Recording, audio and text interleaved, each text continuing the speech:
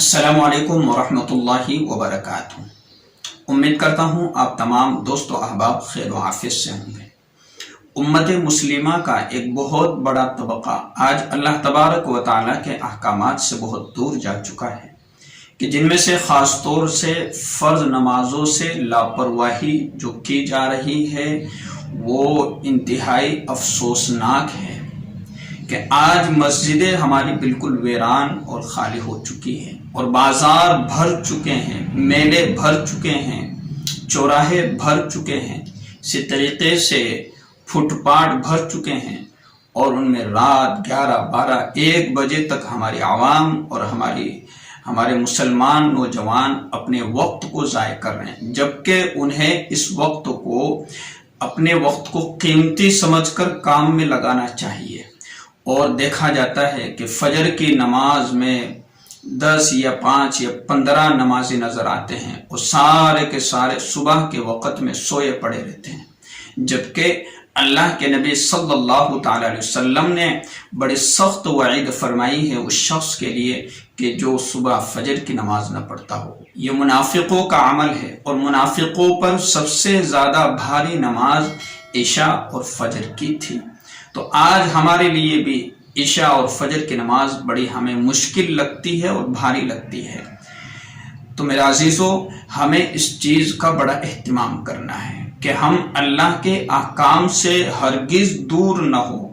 جب ہم اللہ کے احکام سے دور ہو جائیں گے تو پھر ہم ادھر ادھر کے شکوے اور شکایتیں، پھر اپنے گھر کی پریشانیوں کی شکایتیں، اپنی روزی روٹی کی شکایتیں کہ ہمارے کام دھندے میں برکت نہیں ہوتی، ہمارے گھروں میں بڑے عجیب و غریب مسائل کھڑے ہوتے چلے جا رہے ہیں، یہ ساری شکایتیں اس کے بعد پیدا ہوتی ہے جب بندہ اللہ سے دور ہو جاتا ہے۔ تو آج ہماری نوجوان نسل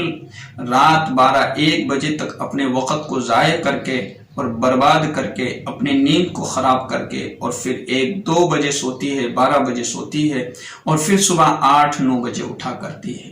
جبکہ یہ ہمارا طریقہ صحیح نہیں ہے، بہت غلط طریقہ ہے۔ اس سے پورا دن ہمارا خراب جاتا ہے،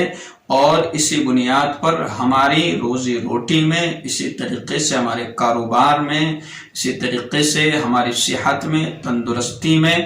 بڑا نقصان ہوتا ہے۔ تو اس لیے اللہ کے نبی صلی اللہ تعالی علیہ وسلم کے سامنے ایک مرتبہ ذکر آیا کسی شخص کا، حضرت عبداللہ ابن مسعود رضی اللہ تعالیٰ عنہ کی روایت ہے کہ ایک شخص جو ہے صبح فجر تک سوتا رہا، اور صبح اس نے فجر کی نماز نہیں پڑھی۔ اللہ کے نبی صلی اللہ تعالی علیہ وسلم نے ارشاد فرمایا کہ اس شخص کے کان میں شیطان نے پیشاب کر دیا ہے۔ اب دیکھیے، جہاں شیطان اپنی خالی جگہ دیکھتا ہے، فرصت کی جگہ دیکھتا ہے، موقع دیکھتا ہے، اور وہ پیشاب کر دیتا ہے۔ اور کان کا ذکر خصوصی طور پر اس لیے کیا گیا کہ آدمی کانوں کے ذریعے سے سنتا ہے، تو اسی کے حوالے سے وہ اٹھتا بھی ہے، آواز پہنچتی ہے۔ آج کل تو جو مائکوں کا انتظام کر دیا گیا، جس میں سہولت ہو گئی، الارم ہمارے پاس آ چکے، تو کئی ساری چیزیں ہمارے پاس موجود ہے صبح اٹھنے کے، لیکن اس کے باوجود اگر ہم نہ اٹھے تو اللہ کے نبی صلی اللہ علیہ وسلم کی اس سخت وعید میں ہم داخل ہیں کہ شیطان ان کے کانوں میں پیشاب کر کے چلا جاتا ہے۔ اب بھلا بتلائیے، جو آدمی صبح 9 یا 10 بجے، 8 بجے اٹھتا ہو، تو پھر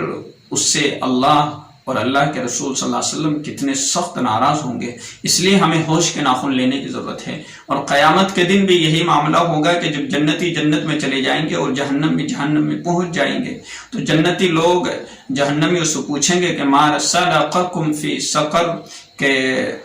کس چیز نے تمہیں یہاں جہنم میں ڈال دیا، جبکہ تم دنیا میں بڑے دیندار نظر آتے تھے، بڑے جو ہے مالدار نظر آتے تھے، سیٹھ بن کر گھومتے تھے، لوگ تم سے سلام کلام کیا کرتے تھے، آخر کیا وجہ ہے کہ تم یہاں پر آ پڑے ہو؟ تو وہ لوگ کہیں گے کہ لم نک من المصلین، کہ ہم نماز نہیں پڑھتے تھے۔ تو ہمارا جرم یہی تھا کہ ہم نماز نہیں پڑھتے تھے۔ تو اللہ تبارک و تعالیٰ نے نماز کی بہت زیادہ تاکید فرمائی ہے، اور اسی کو آج ہم چھوٹی چھوٹی باتوں کو لے کر نماز کو چھوڑ دیا کرتے ہیں۔ تو میں آپ سے درخواست اور گزارش کروں گا کہ رات میں ہم جلد سو جایا کریں، انشاءاللہ صبح میں جلدی نہ اٹھنے کی جو شکایت ہے وہ دور ہو جائے گی۔ اگر آدمی عشاء کی نماز پڑھنے کے بعد فوراً سو جائے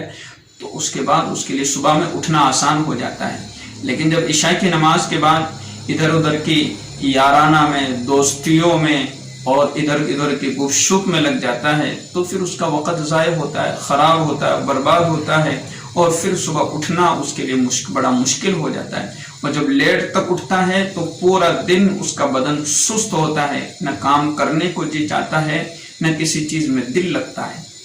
اس لیے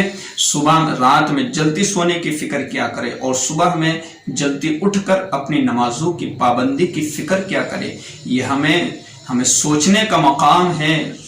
فکر کرنے کی ضرورت ہے، اپنے اندر فکر پیدا کرے۔ جب تک فکر پیدا نہیں ہوگی تب تک کچھ نہیں ہونے کا۔ تو اپنے دل میں ایک بات ٹھان لے کہ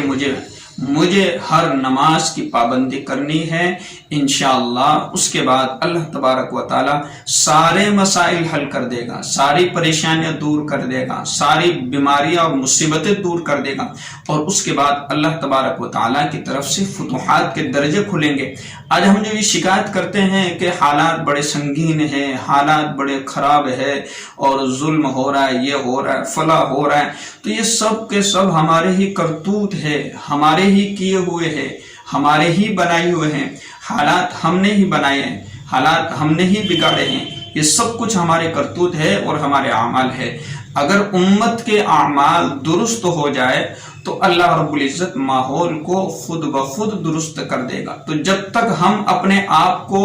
صحیح راستے پر، صحیح طریقے پر نہیں لائیں گے، تب تک